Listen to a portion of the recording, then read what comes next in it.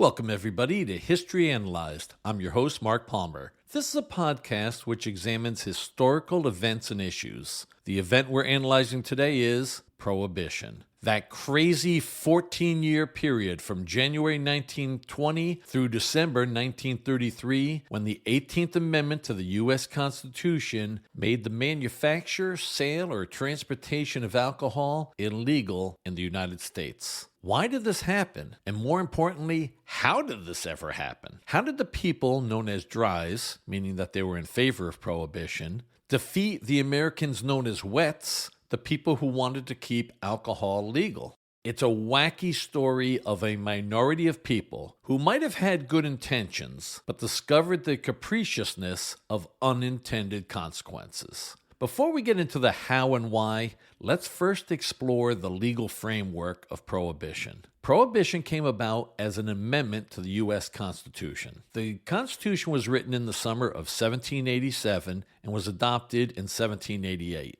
It's the fundamental law of the U.S. federal government. The Constitution is the supreme law of the United States. The original Constitution had 7 articles which created Congress, the presidency, the Supreme Court, and the powers and duties of the federal government. The Constitution may be amended, but it's not easy. That's why, in the 235 years since the Constitution was ratified, there has been only a total of 27 amendments. Article 5 of the Constitution provides the 2 processes to amend the Constitution. One way is by a constitutional convention called by 2/3 of the state legislatures. That has never been done. All of the 27 amendments to the Constitution have been passed by the other procedure listed in Article 5. An amendment may be proposed by Congress by 2/3 majority vote in both the House of Representatives and the Senate. Once the Congress approves the proposed amendment,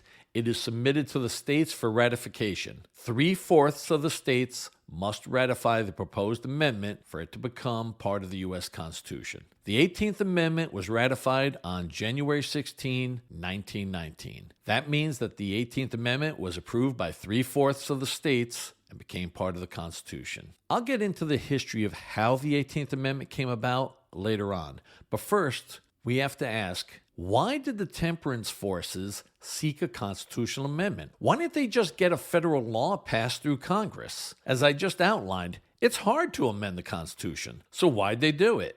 Number one, there was a feeling that it would be permanent. A law passed by Congress can be repealed or amended at any point by a later Congress, but constitutional amendments are few and far between. More importantly, up until 1933, no constitutional amendment had ever been repealed. To this day, the only constitutional amendment that has ever been repealed was the 18th Amendment prohibiting alcohol, which was repealed by the 21st Amendment. So you can see how the temperance forces thought that this would be a permanent solution. The number 2 reason that the anti-alcohol people pushed for a constitutional amendment was because they probably thought that a regular law passed by Congress might be ruled as unconstitutional by the U.S. Supreme Court. Here's a thumbnail sketch regarding constitutionality of particular laws. It's called judicial review. The doctrine of judicial review was established by the U.S. Supreme Court in 1803 in the case of Marbury versus Madison.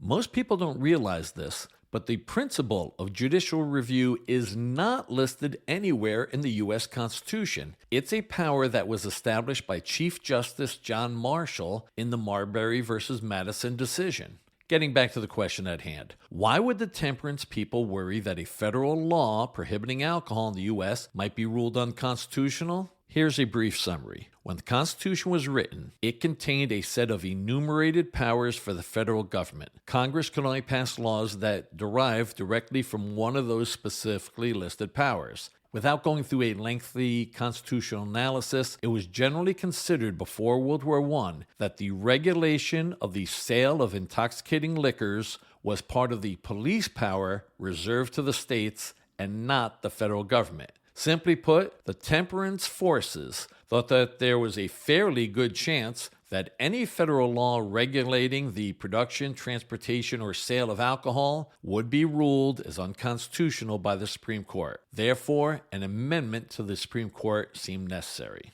I'll get into the 18th Amendment and the Volstead Act, which was the federal law to provide for the enforcement of prohibition, in a little bit. But first, let's look at how this came about. Why did the U.S. enact the prohibition of alcohol from 1920 to 1933? It took about a century for prohibition to come into effect. The American Temperance Society was formed in the early 1800s. By the time of the Civil War, the American Temperance Society had lost its appeal. In the late 1800s, the Women's Christian Temperance Union was formed. For women, the push to ban alcohol throughout the U.S. was not a moral crusade like most people think of it today. Most of the prohibition movement was made up of women because of the drastic effects it had on their home lives. The women's movement was trying to avoid the physical, emotional, and economic abuse of women by drunk husbands and men in general. This was a time when women had very few rights.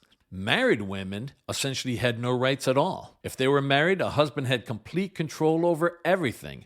In the 1800s, there were not bars like we think of today where people go out, have a few drinks, maybe dance, whatever. The saloons of the 1800s were male-only establishments where a significant portion of husbands would go and spend all of their paychecks before going home. Besides the financial ramifications, married women also had to deal with drunken husbands who could physically beat their wives and children and suffer no legal consequences. This resulted in physical abuse and poverty due to the excesses of men in the saloons. These were some of the many reasons why so many women's groups supported prohibition and why so many individual women joined organizations like the Women's Christian Temperance Union. In the 1800s, some individual states banned alcohol. An example was Kansas. In 1880, Kansas amended its state constitution to prohibit the manufacture and sale of intoxicating liquors within the state. But Kansas would demonstrate that outlawing alcohol is one thing, but enforcing those laws of prohibition is quite another matter. This brings us to one of the most colorful people in the history of the temperance movement, Carrie Nation. She lived from 1846 until 1911. Her first husband was an alcoholic, which caused his death at a young age. This turned Carrie into a fanatic against alcohol. Her second husband was named David Nation, and the two of them moved to Kansas around 1889. After moving to Kansas, Carrie Nation founded a local branch of the Women's Christian Temperance Union. At first, she was simply organizing protests. Later, she claimed she got a calling from God telling her to destroy saloons. And that's what she did. She would go to saloons and throw rocks inside of them and tried to cause as much destruction as she could. But wait, it gets better. She decided that a hatchet was more efficient than rocks. That's right, she started carrying a hatchet into saloons to destroy the bottles of liquor and barrels of beer, along with the bars, tables, mirrors, anything she could. She called these raids hatchetations. She would be accompanied by other women. The men would try to block her from entering saloons, but they did not want to get physically rough with her. These guys did not want to be seen manhandling a woman in her 50s. She got arrested over 30 times. She was usually fined and would simply pay the fine and continue her work. She became infamous in Kansas, Oklahoma, and Texas, where she did her destructive protests. As her fame grew, saloons in that part of the country commonly had signs above the bar that read, "All nations are welcome, except Carrie." Unfortunately for her, Carrie Nation never got to see nationwide prohibition. She died in 1911, about 8.5 years before the 18th Amendment went into effect. As the temperance movement grew throughout the late 1800s and early 1900s, the beer brewers and liquor distillers held a general belief that national prohibition would never occur because the federal government needed the excise taxes on alcohol. An excise tax is a tax on specific goods or services at the time they are purchased. In the early 1900s, somewhere between 20 and 40% of all of the income for the U.S. federal government was from liquor excise taxes. That is a crazy amount. This is why the manufacturers of alcohol figured that the federal government could never outlaw beer and liquor because the federal government would be broke. But things changed with the passage of the 16th Amendment. That amendment to the Constitution reads in total as follows. The Congress shall have power to lay and collect taxes on incomes from whatever source derived, without apportionment among the several states and without regard to any census or enumeration. So what was this all about?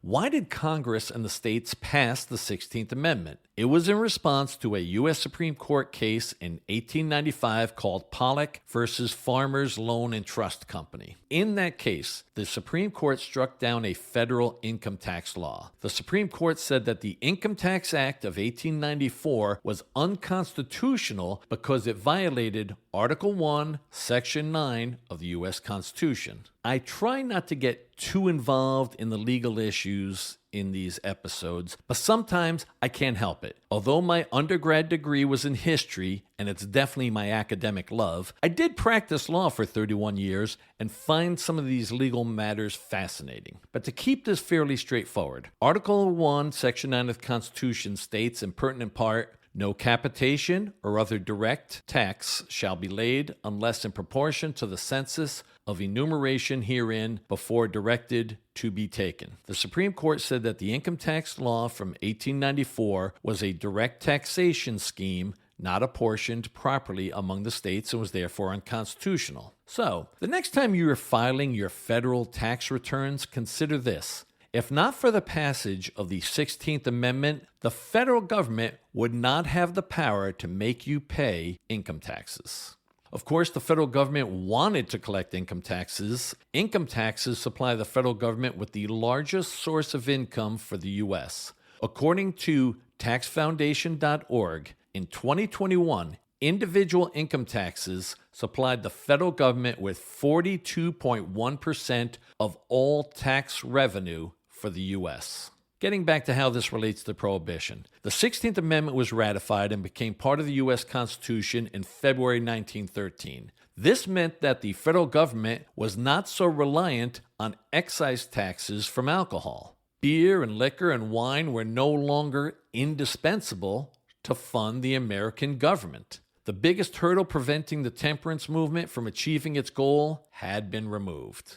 Now that it was possible, let's look at how the temperance movement prevailed. How were they able to get the 18th Amendment passed? And I know some of you out there noticed that I just referenced the 16th Amendment, which legalized federal income taxes, and I'm now talking about the 18th Amendment, which is Prohibition, and you're wondering, what was the 17th Amendment? All right, just so you don't have to look it up, I'll tell you. The 17th Amendment was also ratified in 1913, just 2 months after the 16th Amendment. The 17th Amendment allowed voters in each of the states to select their own senators. I can hear some of you wondering, who selected the senators before? Before 1913, state legislatures chose the U.S. senators for that particular state. Americans always directly voted for members of the House of Representatives. Now they could vote directly for their senators. And at the risk of getting too sidetracked, I have to bring up 1858. And if you've ever read anything about our greatest president, Abraham Lincoln, you've read about his great series of 7 debates against Stephen Douglas as they both ran for senator from Illinois in 1858. But they weren't really running for senator. Douglas was campaigning on behalf of the Democrats in Illinois, and Lincoln was campaigning on behalf of the Republicans.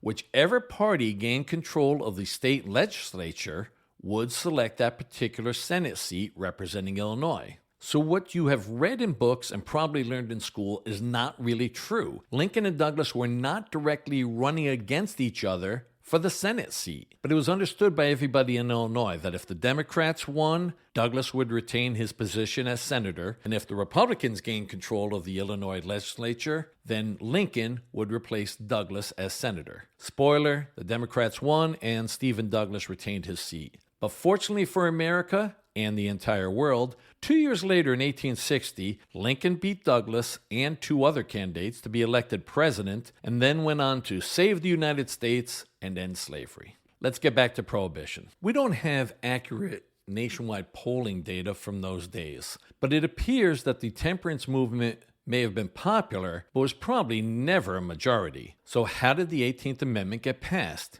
It was mostly because of the most effective lobbying group ever. I'm not talking about the Women's Christian Temperance Union that I described earlier. I'm talking about the Anti-Saloon League. That group was founded in 1893 in Ohio. It soon grew to a nationwide organization. The Anti-Saloon League published its own newspaper and soon attracted prominent Americans, most notably John D. Rockefeller, the man who founded Standard Oil. There were many reasons why the Anti-Saloon League was so successful. Number one, they focused on only one issue, the prohibition of alcohol. They made sure that candidates understood that the Anti-Saloon League didn't care about any other issues. If a candidate said that he pledged to vote for prohibition, the Anti-Saloon League didn't care if he murdered babies on his spare time. All right, maybe I'm exaggerating a little bit, but not by much. The Anti-Saloon League only looked at that one issue and made it clear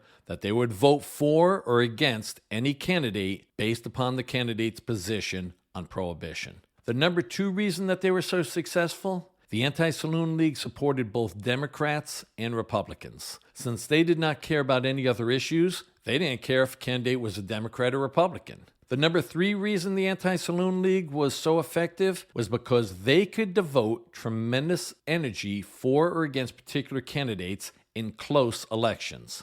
They understood that they would not have much influence on a candidate who was easily going to win an upcoming election. So they looked for close races throughout the country and spoke to both sides, the Democrats and Republicans. They basically said, whoever says they're anti-alcohol is getting our full support, and the other candidate will feel our full wrath. Throughout American history, when a group has a single-minded devotion to one issue, they can be very effective. Their influence is way out of proportion to the number of people in that lobbying group. Starting around 1913, the Anti-Saloon League took the position that they would strive for a constitutional amendment to achieve national prohibition. The Anti-Saloon League also supported the 16th Amendment to allow for federal income taxes. They did this because they understood that the federal government would need another huge source of income if the government was going to lose all of those excise taxes on alcohol.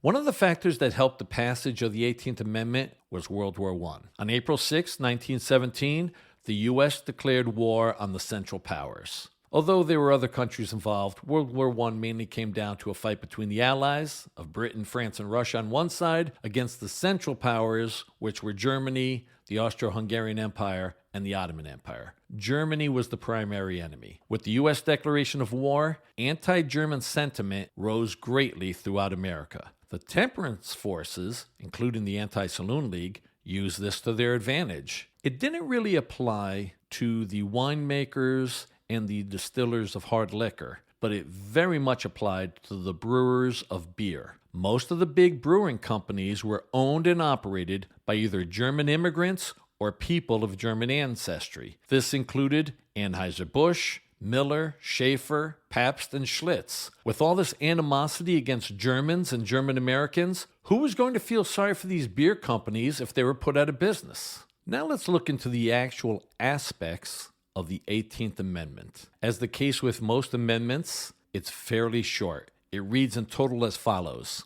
After 1 year from the ratification of this article, the manufacture, sale, or transportation of intoxicating liquors within, the importation thereof into, or the exportation thereof from the United States and all territories subject to the jurisdiction thereof for beverage purposes is hereby prohibited. The Congress and the several states shall have concurrent power to enforce this article by appropriate legislation. This article shall be inoperative unless it shall have been ratified as an amendment to the Constitution by the legislatures of the several states as provided in the Constitution within 7 years from the date of the submission hereof to the states by the Congress.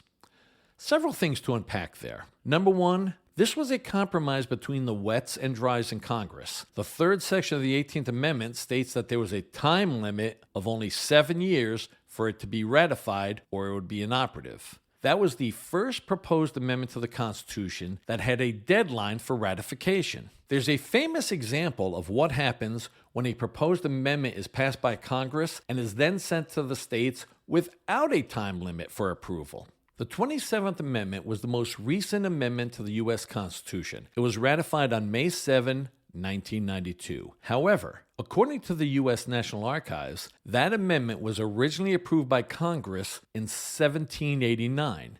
That's right, it took almost 203 years to be ratified by the states. How did this happen? After the Constitution was approved by the required 9 states, it went into effect. However, during the ratification process, many people throughout the new U.S. demanded a Bill of Rights. On June 8, 1789, James Madison introduced a proposed Bill of Rights. After much consideration in both the House of Representatives and the Senate, Congress approved 12 proposed amendments and sent them to the states for ratification. By December 1791, the states ratified the 3rd through the 12th proposals, and they became the 1st through 10th amendments to the Constitution, commonly known as the Bill of Rights. That's where you find many of the rights Americans take for granted, such as freedom of speech, freedom of religion, freedom of the press, protections against unreasonable search and seizure, and a host of other rights.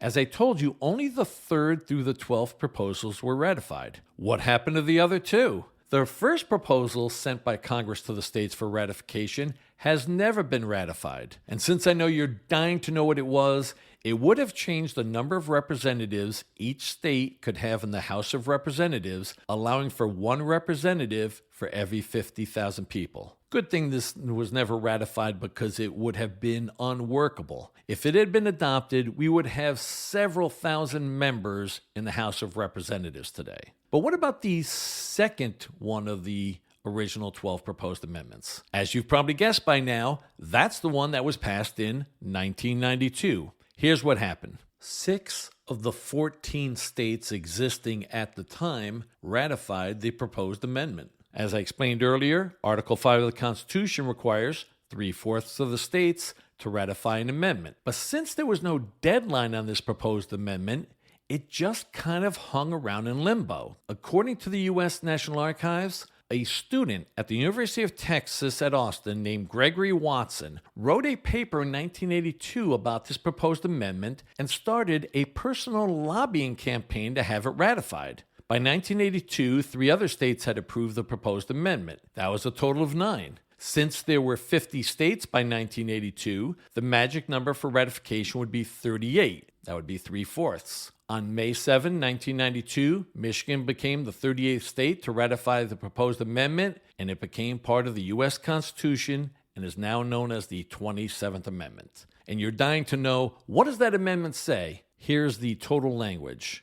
No law varying the compensation for the services of the senators and representatives shall take effect until an election of representatives shall have intervened. Okay, I know I got very sidetracked, but I find the story of the 27th Amendment fascinating. Let's get back to the 18th Amendment and Prohibition. As I mentioned earlier, Section 3 set a deadline of 7 years for passage. Congress passed the 18th Amendment in December 1917 and sent it to the states. The people in favor of Prohibition did not need the 7 years for ratification. It took only 13 months for the proposed 18th Amendment to be ratified. On January 16, 1919, Nebraska became the 36th state to ratify the 18th Amendment. Some of you might have noticed that I said the 36th state, but a little while ago I told you that 38 states were required to pass the most recent, the 27th Amendment. The reason for the difference? In 1919, there were only 48 states. Alaska and Hawaii both joined the Union in 1959. With 48 states, you only needed 36 to pass an amendment, and with 50 states, you need 38. Okay, the 18th Amendment was now the law of the land. What exactly did that mean? Section 1 of the 18th Amendment stated that it would go into effect 1 year from the date it was ratified. This meant Prohibition would take effect on January 16, 1920. Section 2 of the 18th Amendment states that Congress and the states shall have concurrent power to enforce it. Many amendments to the Constitution state that Congress shall have the power to enforce that particular amendment through appropriate legislation. Why do they do that? It's because the amendments,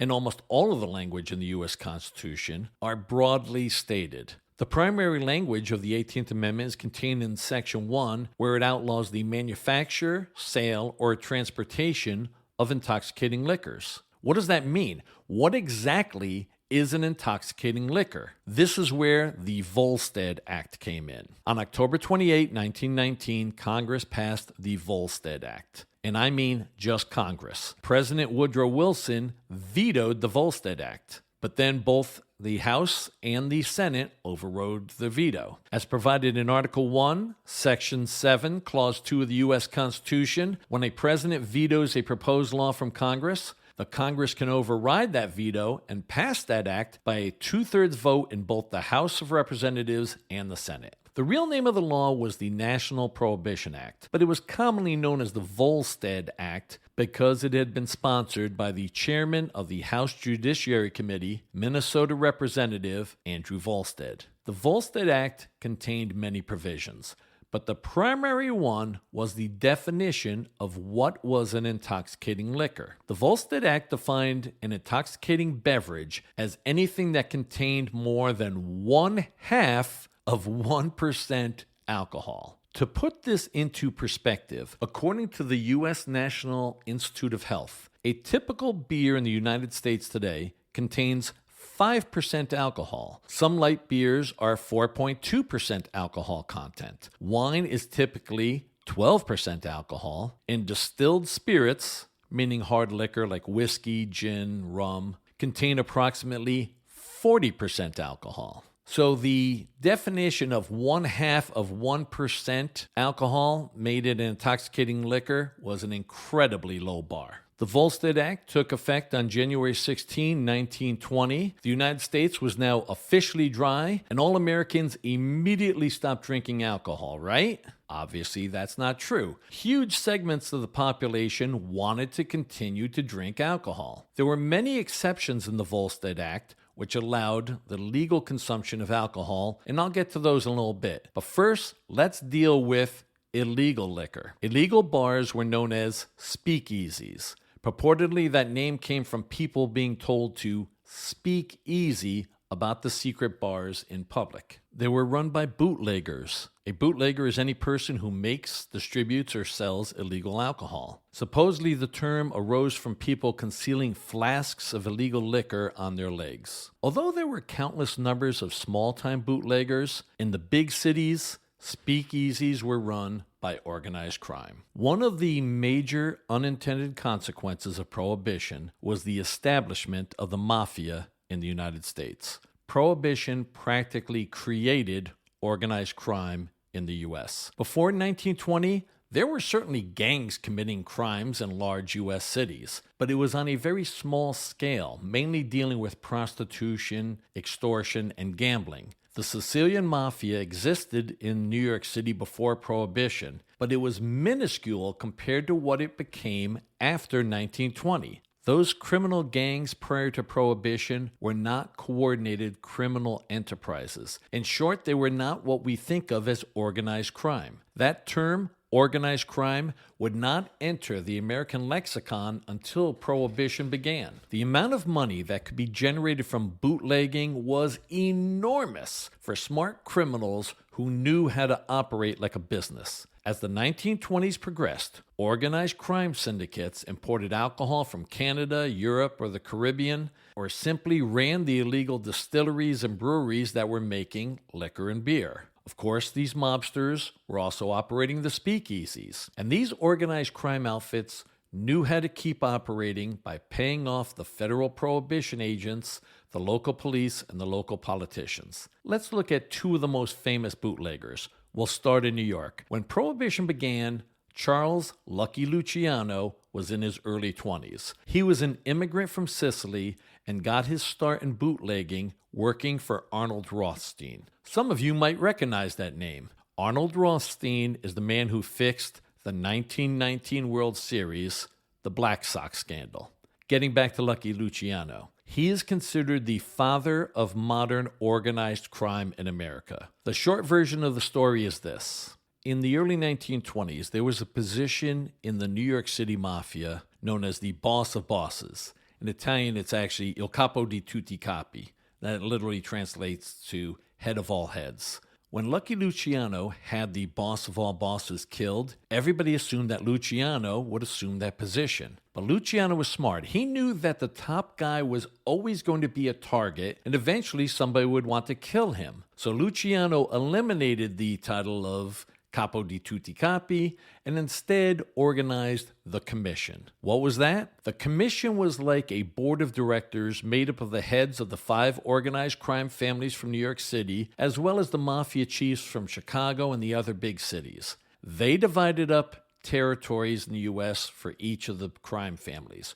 Nobody could encroach on another crime family's territory without approval by the Commission. You could not murder somebody that was high up in one of these families without the approval of the Commission. If you didn't abide by the Commission's rules, then you were murdered. The Commission would settle disputes between families and individuals. The idea was to try to keep the peace, since blood was a big expense and attracted the attention of local and federal authorities. The money just poured in. By the mid-1920s, Luciano was the top bootlegger in New York and a multi-millionaire thanks to Prohibition. What happened to Lucky Luciano? Well, with the repeal of Prohibition, the major source of income for Luciano, as well as the rest of organized crime, dried up overnight. In 1936, Lucky Luciano was convicted of pandering, meaning operating a prostitution ring. He was sentenced to 30 to 50 years in prison. He was first incarcerated at Sing Sing Correctional Facility. It's located in the town of Ossining, New York, just up the Hudson River from New York City. You've probably heard that term for being convicted, that a person was sent up the river. That's where this term comes from. If you got convicted in New York City, you were sent up the river, meaning the Hudson, to Sing Sing prison. Luciano only served less than 10 years of his prison sentence. His big break was World War II. Even in prison, Luciano had great influence with the mafia. Luciano made a deal with the U.S. government. There would be no strikes or any other problems on the docks in New York City. The waterfront was completely controlled by the mafia. Further, before Operation Husky, the Allied invasion of Sicily on July 10, 1943, Luciano had arranged for the mafia in Sicily to cooperate with the invading American and British forces. By the way, my father was one of those American soldiers that invaded Sicily in 1943. In fact, right now I'm wearing one of his World War II dog tags. I wear it 24/7.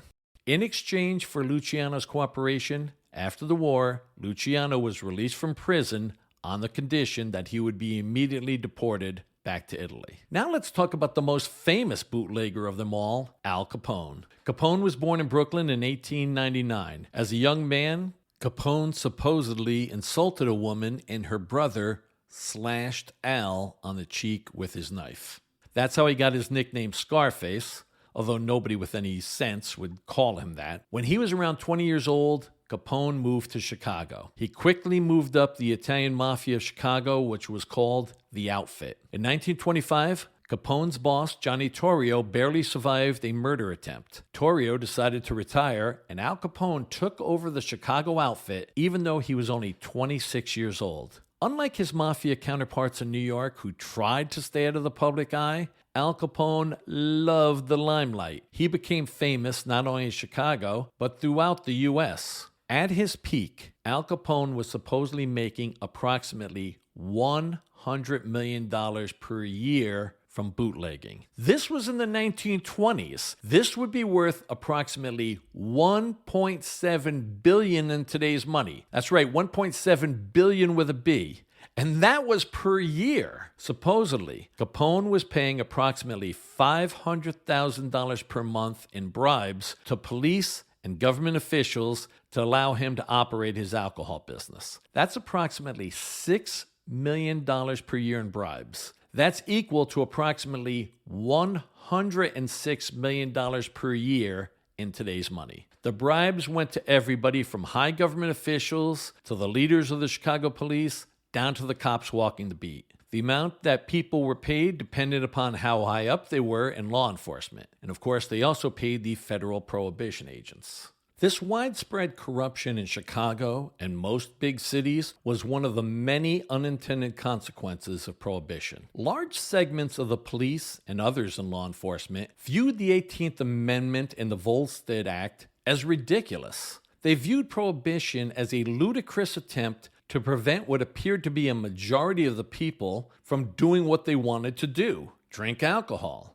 And it seemed like cops also viewed it as a waste of their time and resources. There were serious crimes like murder and assault and kidnapping that required their attention, and they did not want to spend their time trying to prevent people from drinking. You had those attitudes, along with the generous bribe money paid by major bootleggers like Al Capone, and you can easily see how organized crime grew exponentially throughout the 1920s. Eventually, Al Capone's love of notoriety, along with his ruthless methods, caught up with him. Al Capone's criminal enterprise, the Outfit, ran the south side of Chicago, but the north side of Chicago was run by the North Side Gang, headed by Bugs Moran. Although both the North Side Gang and the Outfit were involved in other criminal activities, the primary source of income for both of them was bootlegging and the operation of speakeasies. In an attempt to finally gain control of all of Chicago, Capone ordered the St. Valentine's Day Massacre. On February 14, 1929, 7 members of the North Side Gang were lined up against a wall in a garage in Chicago and shot by 4 men,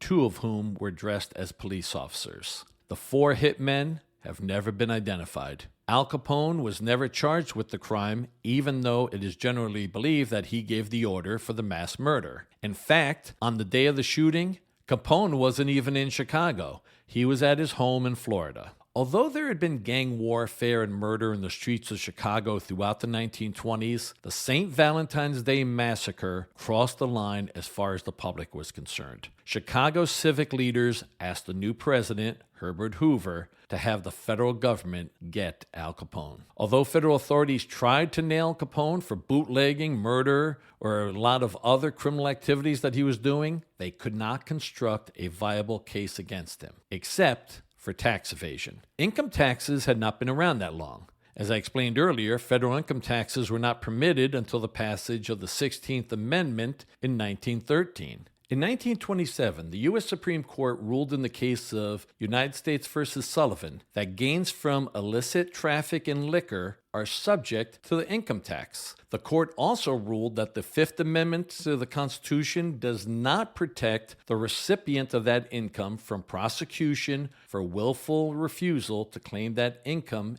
in a federal tax return. The Fifth Amendment is the protection against self-incrimination. You see it on TV and in movies when a person pleads the Fifth. Well, in the U.S. versus Sullivan case, the Supreme Court ruled that those protections do not allow a criminal to avoid filing a tax return or avoid claiming illegal income on a tax return. Simply stated, if a person receives income through illegal activity, they still must report it on their income tax return and must pay taxes to the federal government. In the case of Al Capone, the prosecutors did not need to prove where the money came from. They simply had to show that Capone had this income and did not pay taxes on it. Capone's lavish lifestyle and free spending demonstrated how much money he had, and he was not paying taxes on that money. In October 1931, Capone was convicted of tax evasion and sentenced to 11 years in federal prison. At first, he went to the federal penitentiary in Atlanta, but was later transferred to the recently opened Alcatraz Federal Penitentiary on Alcatraz Island in San Francisco Bay. While in prison, Capone was diagnosed with syphilis and gonorrhea. Those sexually transmitted diseases destroyed his mental capacity. He was eventually paroled in November 1939. He died of heart failure on January 25, 1947. He was only 48 years old. Obviously, the repeal of Prohibition did not end organized crime in the U.S. But you have to wonder if organized crime would have grown to the extent it did without that enormous infusion of cash from Prohibition, along with the willingness of the police and government officials to look the other way regarding a crime that they thought was trivial. Prohibition helped integration between blacks and whites in the U.S. slightly, and I'm emphasizing slightly. In big cities, a lot of white people started going to black neighborhoods where they thought they could find more speakeasies. A very weird situation occurred at the famous Cotton Club in Harlem. That was one of the most famous speakeasies in the country in the 1920s. It was extremely popular because it had some of the greatest jazz musicians ever, like Duke Ellington and Count Basie. But what was weird was that the Cotton Club only had black entertainers, but did not allow black patrons. Only white customers were allowed in the Cotton Club. Although Prohibition did not do much for the integration of the races, it did help a lot with the integration of the sexes. Before 1920, drinking establishments were known as saloons, and they were male only. Women were not welcome. But the speakeasies accepted women as well as men. All of a sudden, it became common for men and women to drink together in public. The liberation of women was starting. Obviously, it had a long, long way to go. But women could now vote and go to illegal bars and party with men. And this was the decade of the flapper. Flappers were young women who were experimenting with provocative styles like short skirts. By the way, short skirts in those days meant knee length. Flappers bobbed their hair. They smoked cigarettes in public. They listened and danced to jazz music. And they went to speakeasies and private clubs where they could drink illegally. Young women were not just sitting at home waiting for men to come calling. The young women of that generation were going out and creating their own fun. This was a big break with traditional American family values. That was part of the appeal of the speakeasies. Young women from respectable families were now breaking the rules. And there was also somewhat of a sexual revolution. Before World War I, primarily only wealthy people owned automobiles. But in the 1920s, there were millions of cars in the U.S. This meant for the first time in history, young people could easily go off by themselves away from their parents. What about Canada? I think overall, Americans view Canada as a lot more sensible than the U.S. Certainly, they wouldn't impose something as unworkable as prohibition, or would they? Canada never had nationwide prohibition like the U.S. had from 1920 to 1933, but the individual provinces could institute their own prohibition laws.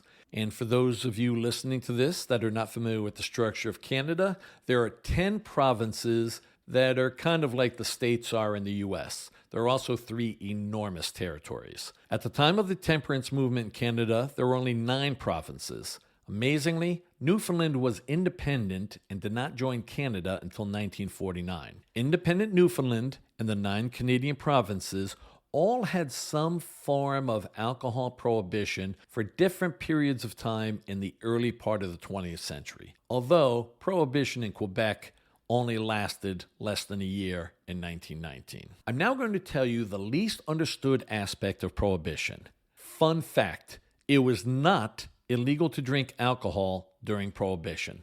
Let me say that again. The consumption of alcohol was not illegal between 1920 and 1933 in the U.S. Drinking alcohol wasn't made illegal by the 18th Amendment. The only thing made illegal was the manufacture, sale, or transportation of alcohol within the U.S. Since the 18th Amendment did not take effect for 1 year after it was ratified on January 16, 1919, people had 1 year to accumulate as much alcohol as they could and to stash it in their homes. This didn't help the average person much, but a lot of wealthy people acquired giant wine cellars and large inventories of liquor. The Volstead Act allowed for 2 big exceptions for the sale of alcohol. The first one was for medical reasons. Drugstores were allowed to sell liquor to people who had a prescription from a doctor that they needed the whiskey or whatever liquor for some medical condition. How crazy was that? You sometimes see in the old movies people taking a sip of alcohol and saying,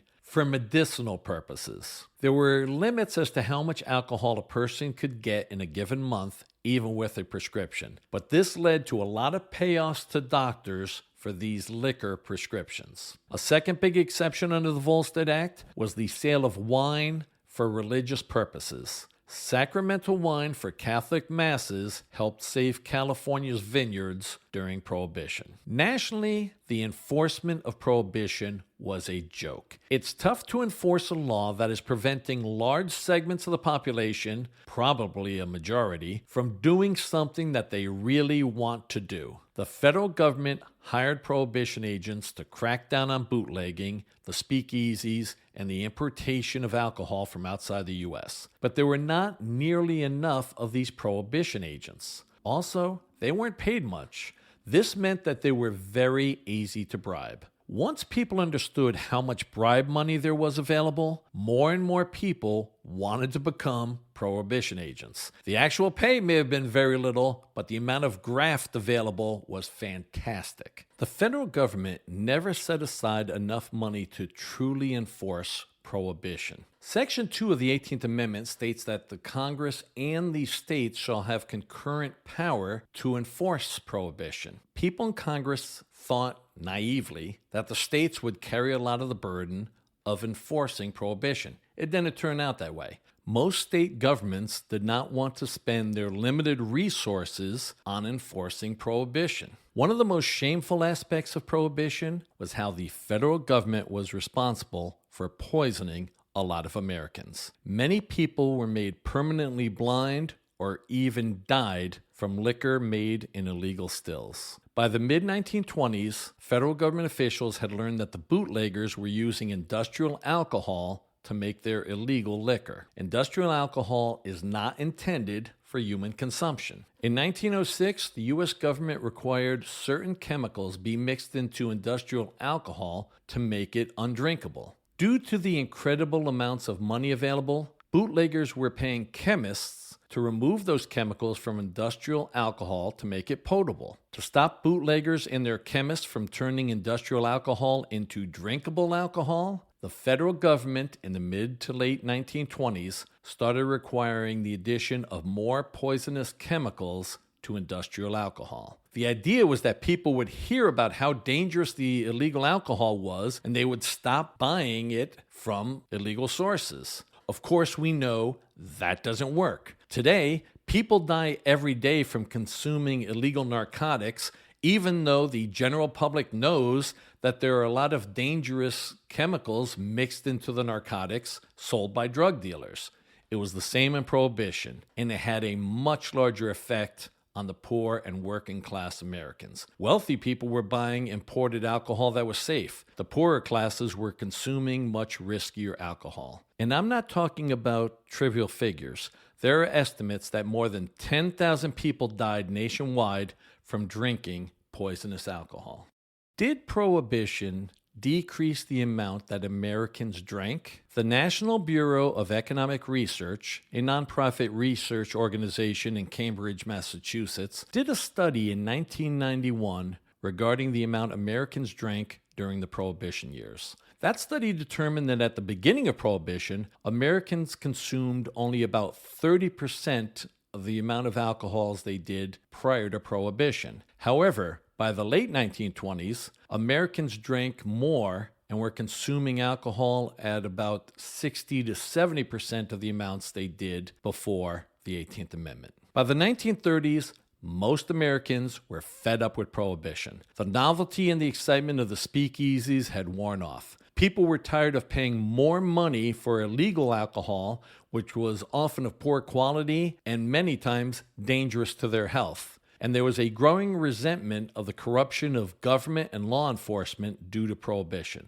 And lastly, people were fed up with the violence from organized crime related to bootlegging. In addition to those sentiments, economics came into play. One of the main reasons why Prohibition ended was the Great Depression. Starting with the Wall Street crash of October 1929, the U.S. and most of the industrial world sank into the greatest economic depression in history. The legalization of alcohol could create a lot of jobs. When Prohibition took effect, it did not just cost the jobs of people who worked in breweries, distilleries, and wineries. There were many ancillary jobs, like people who manufactured bottles, casks, and labels that were also lost. In addition to helping the financial situation of countless individuals, a lot of people were arguing that the federal government could benefit from all of the tax revenue if alcohol was legal again. In 1932, Franklin Roosevelt ran for president and called for the repeal of Prohibition. FDR won in a landslide. Not because of that, but it certainly didn't hurt. So how did national prohibition end? Since prohibition was sanctioned by the 18th Amendment, the only way to repeal prohibition was another amendment to the Constitution, and that was the 21st Amendment. As I told you earlier, the 18th was the only amendment that was repealed by another constitutional amendment. Although it's normally a difficult process to amend the American Constitution, the 21st sailed through easily. The 21st Amendment was proposed by Congress in February 1933. Then it was sent to the states for ratification. That's usually a long process, but the 21st Amendment was ratified by December 5, 1933. That was only 10 months. That is incredibly fast. Fun fact, the 21st is the only amendment to be ratified by state ratifying conventions. Usually, the state legislatures vote whether or not to ratify a proposed constitutional amendment. But Article 5 of the Constitution states that Congress may require state ratifying conventions to approve a proposed amendment instead of ratifications by 3/4 of the state legislatures. Congress has only done this once, and that was the 21st Amendment, where it specifically stated that it would only become part of the Constitution if it was ratified by state conventions. Here's the entire language of the 21st Amendment. The 18th Article of Amendment to the Constitution of the United States is hereby repealed. The transportation or importation into any state, territory, or possession of the United States for delivery or use therein of intoxicating liquors in violation of the laws thereof is hereby prohibited. This article shall be inoperative unless it shall have been ratified as an amendment to the Constitution by conventions in the several states, as provided in the Constitution, within 7 years from the date of submission hereof to the states by the Congress. So, do we have prohibition in the United States today? Yes, we do, just not on a national level. States can have prohibition laws. However, there are no completely dry states. This means that there are no states where alcohol is prohibited statewide. However, there are plenty of counties or towns that are dry, meaning you can't buy alcohol. It's more widespread than you think. A majority of states allow counties or towns to prohibit the sale of alcohol. But in some of those states, there are no dry counties or towns because none of the counties or towns have enacted prohibition laws. There is one dry locale in the U.S. that I find hilarious. That is the town of Panaca, Nevada. When we think of Nevada, we think of a state where anything goes. This is the home of Sin City, Las Vegas. Prostitution is legal in 10 different counties in Nevada, although not Clark County, where Las Vegas is located. There are plenty of prostitutes in Clark County, but it's not legal. So how does Nevada have a town that is dry? Panaca is an unincorporated town in Lincoln County, Nevada, with a population of around 1,000. The town was founded as a Mormon colony in 1864 and has remained dry to this date. That's it for today. Please subscribe to this podcast. Please like this and my other episodes. Ratings and likes greatly help with the placement of podcasts on apps. So if you're listening on a podcast app like Spotify or Apple, which allow for ratings, I would greatly appreciate a 5-star rating. You can easily leave a rating and review on Apple Podcasts by scrolling down the History Analyzed show page, selecting a star rating, and tapping Write a Review. Please tell your friends, relatives, coworkers about History Analyzed. That's the best way to increase the audience for this podcast. Please check out my website, historyanalyzed.com. Thank you so much for listening. Catch you next episode.